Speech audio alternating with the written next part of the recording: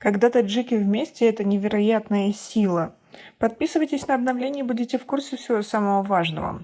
Ранее многие СМИ писали о пострадавших от стихийного бедствия жителях поселка Шадоб и Катя Масленниковой, написавшая открытое письмо мэру города Рустама Эмомали.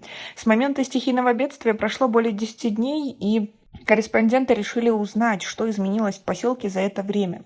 Несколько дней назад Катя Масленникова, пострадавшая в числе других сельчан жительница поселка Шадоб, рассказала на своей странице в Facebook о том, что никакой помощи со стороны местных властей не поступило, и финансовую помощь оказали только неравнодушные люди. На поступившие средства Катя купила себе и товарищам по несчастью вещи первой необходимости, продукты питания и предметы гигиены. Однако это не решило вопрос с расчисткой дворовой улиц от глины. Но и тут пострадавшим пришли на помощь неравнодушные таджикистанцы. Одни отправили денег на оплату услуг спецтехники, другие пришли помочь расчистить от грязи места, где не смогла пройти машина. Народ скинул мне деньги на Алиф-Моби. Собралась нужная сумма, и мы оплатили машину, которая убрала глину настолько, насколько это было возможно за 3 дня, рассказала Катя. На следующий день мы начали выгребать глину со дворов, и нам на подмогу пришли около 20 человек, неравнодушных к чужой беде.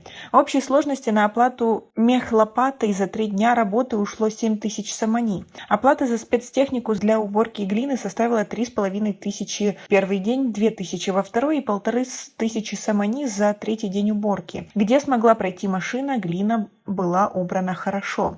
Она отметила, что из местной администрации вклад в общее дело внес только глава поселка Шадоб, добавивший к общей сумме 200 самани. Также после окончания работы по уборке глины он принес всем участвовавшим плов.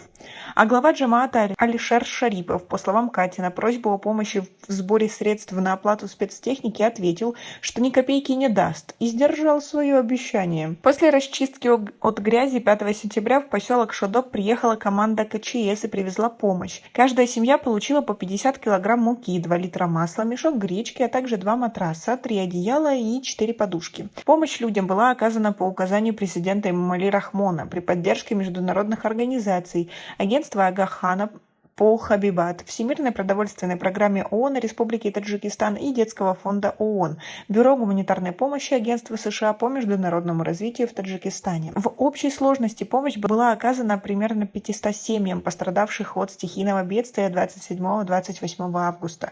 В их числе 400 домохозяйств из сельских джамаатов Варзобского района, 63 домохозяйства сельских джамаатов города Гисар и 68 пострадавших домохозяйств столичного района Самани. Все пострадавшие семьи получили продукты питания, предметы первой необходимости, матрацы, гигиенические наборы, емкости для хранения воды и таблетки для ее очистки.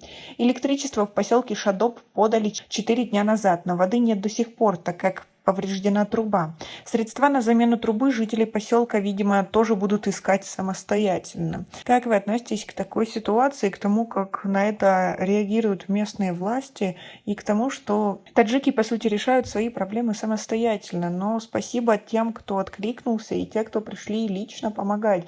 Ведь только вместе, как мы видим, можно решить любую проблему. У нас пока на этом все. Оцените наше видео подпиской и лайком. До скорой встречи.